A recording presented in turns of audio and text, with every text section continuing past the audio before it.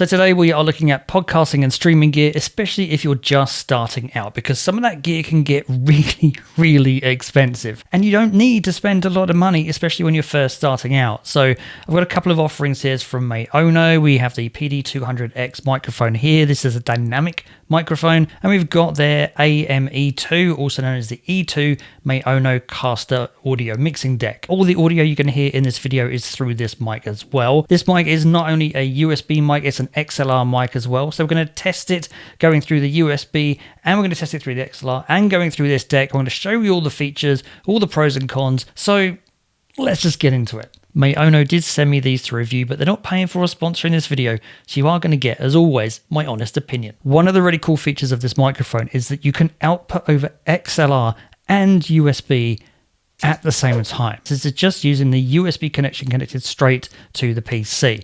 So it's not going through any audio mixing deck. This is the simplest way to hook up the mic. Build quality wise, I actually think it's built pretty well. So it's an all body metal on the outside, although the shock mount itself is plastic. And if you want to see what it looks like under here, it looks like that. And then you've got this pop filter, which you just put back on the top. But don't do that in the middle of a stream, that would suck. The mic here does come with a really long USB-C cable, USB-C to USB-C, and it has a USB-A adapter on the end as well. There's just the single cardioid pattern here, so it's just going to pick out what's in front of it. There's no other pattern support here. On the back, you've got the XLR and the USB-C audio outputs, and there's also a 3.5mm jack that you can use as a headphone monitor if you want to, but it only works if you're using the USB-C. It doesn't if you're using the XLR output. You've also got a switch for choosing the different RGB colors. So you've got the multicolored one, which is what it's doing at the moment. You hold it down and then you got white, red, orange, yellow, green, blue or light blue, dark blue, pink, and then back to multicolored rainbow. The one thing you will notice, obviously, when you flick through that, you can actually hear the click on the mic as well. So it's not something that I'd keep changing whilst I'm talking. You've also got a dial on the top of the mic here, which is either the mic gain or the monitor volume. It'll flick between green or blue, depending upon which one it's doing. And you can just turn the dial up and down to change that. The only downer really is that it kind of increases the volume of the LED on the top to tell you how much gain you're getting, but it's not very accurate. It's a bit of a guess. Plus, when you turn the dial, you can hear it on the mic. So not much of a fan of that, but I'd say once you've got it set, it's not the kind of thing you're going to be changing a lot, so I'm not too bothered. There is also a mute button on the top.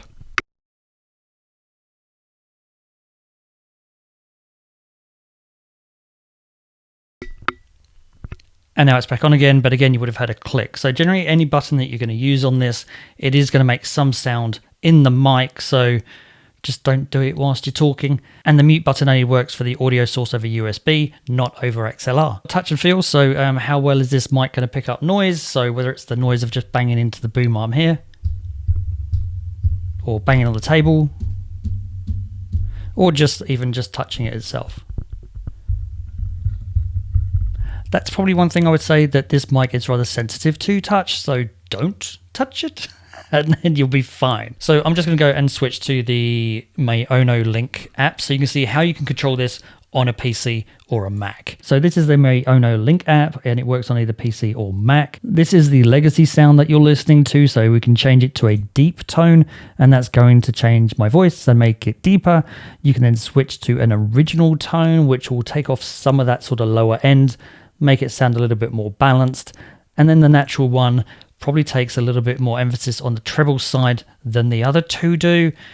Really, everyone's voice is going to sound better with a particular tone, so just pick the one that's best for you. You can also turn the RGB on and off, so that's with it on, that's with it off, and that's with it back on again. You can put it all the way up to 100% brightness. That's really bright. I don't know if it looks like that in the video, but it's really bright. So put it down to about 10. Different colors as well. As I said, we've already done through this, so you can change it using the button on the back of the mic, or you can change it in the software here as well. If you then switch to the advanced mode, you've now got the gain as well and the headphone volume. This is the flat EQ. We've then got a high pass filter, which cuts out some of that low end. And then we move to a presence boost that is supposed to boost your presence. So it boosts your audio, and then you've got a mixture of the both, which is the high pass filter and the presence boost combined into one. That's kind of similar to what Rode do with their mics, where they have like an aural exciter and a bass boost. You've also got a limiter, so that limits the decibels where your volume will be capped, and you've got a compressor as well. So after 20 decibels, it will then start to compress my audio, so it doesn't go too far beyond that. The only thing you can't do though is you can't set the compression ratio. So this is a few of the things where you start to see where a budget comes in, and it's not going to give you everything. So it's not going to give you the same features as, say, $1,000 mic, but it's giving you an awful lot for your money. But if you start to combine that with the mixing deck, you get a whole lot more. This is the Yamaha Onocaster AME2, also known as the E2. You've got 2 mic inputs into here. You've got the XLR and a 3.5mm audio jack as well. You can also input some instruments. You can input an external audio source on here as well. You do have 48 volts of phantom power, which you can select if you've got a mic that sort of needs it. You can also select whether you've got condenser or dynamic microphones, and then choose the amounts of sort of decibel gain, anywhere between like 40 and 60 decibels. You've got a DC power source as well. One thing you'll notice at the moment is that I am not using a power source. That's because there's a built-in battery into this, which gives you up to 8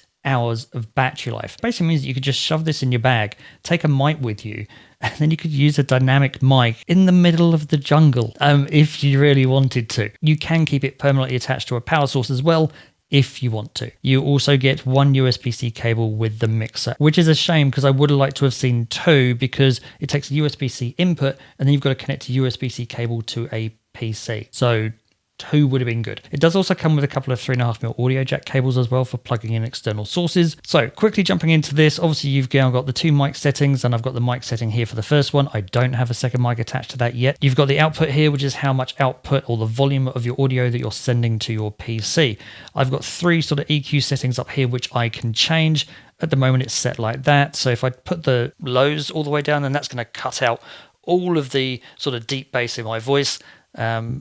And if I do it all the way up, that's completely putting too much emphasis on my bass, so I'm going to put it in the middle. Same with the highs. It'll probably make my voice quite shrill. If you turn the highs all the way down, then that's really going to muffle my voice. So you don't want to have a bit of a play around with your voice. You've got a bit more control, I think, than you do with the Maono Link app. Instrument gain and instrument volume. So if you've got an instrument plugged into here, you can then go and start setting the gain and the volume for that. Monitor is the volume for your headphone jack. You do have 11 sound pads here, so you can start sort of recording special effects into these sound pads, which I started doing the other night, and they're really annoying my kids. Skibbity toilet. I's cooking. I really annoy my kids with stuff like that. Recording onto these sound pads, you can have 1 minute of recording onto the ABC pads and 20 seconds or up to 20 seconds of recording on the 8 sound pads underneath. And you can loop those back as well using the loop back, so they'll just continually repeat. You've got some special effects down here at the moment. So you've got the reverb preset. Currently there's no reverb, but you can change that. There's different ones. There's like hall and church. So if you start having church, you start to get this echo, and then you can go and change how much reverb you want using the reverb dial up here. So whether that's a ton of reverb, for I am God.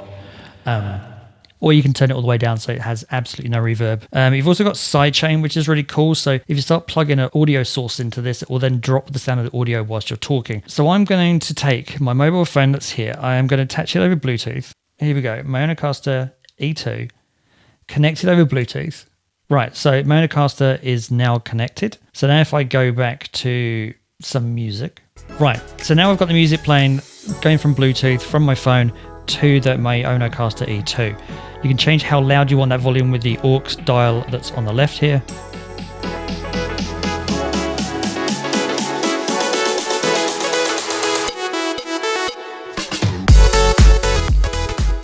Obviously I don't want it that loud, so at the moment it's just keeping that audio volume the same. If I now turn on the sidechain, doesn't make any difference to the music until I start talking. As soon as I start talking, it then drops the sound of the background music. And as soon as I stop talking, it goes back up again. So if you're podcasting, you're streaming, that kind of stuff, this is really useful. Music only tries to remove audio or spoken word or singing, that's the word I'm looking for, tries to remove singing from a track, which is kind of for karaoke type stuff. Dry wet gives you a choice between either applying all the audio effects that you've got here, allowing straight audio from the mic straight through with no effect. Loopback is for the sound pads. Oh, the pad volume that was there, that sets the volume of the special effects. So the denoise is now on, and it is useful if you've got a lot of noise in the background for cutting that out, but it is quite harsh and you can't change how harsh the attack is, for instance, on the denoise. So as soon as I stop even slightly talking, it really quickly stops like that.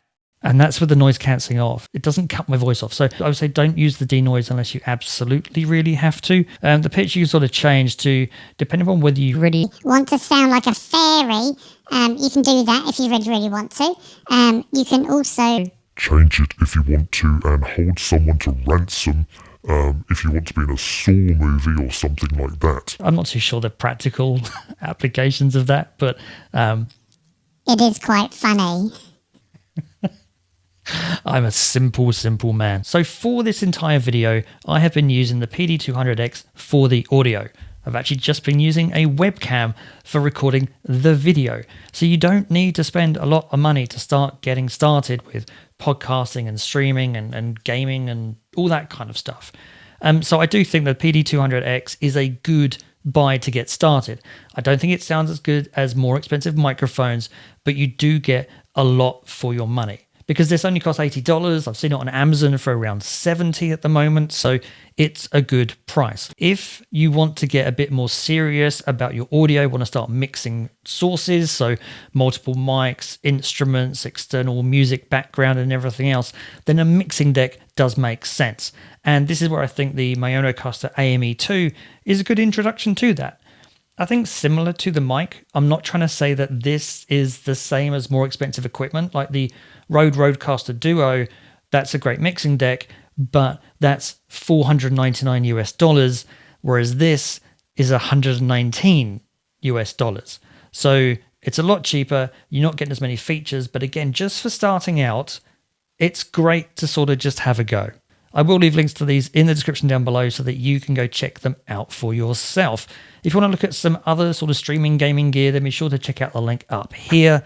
Thanks for watching. If you have enjoyed it, please don't forget to like and share it. If you haven't, don't. Thanks for watching, and I'll see you in the next one.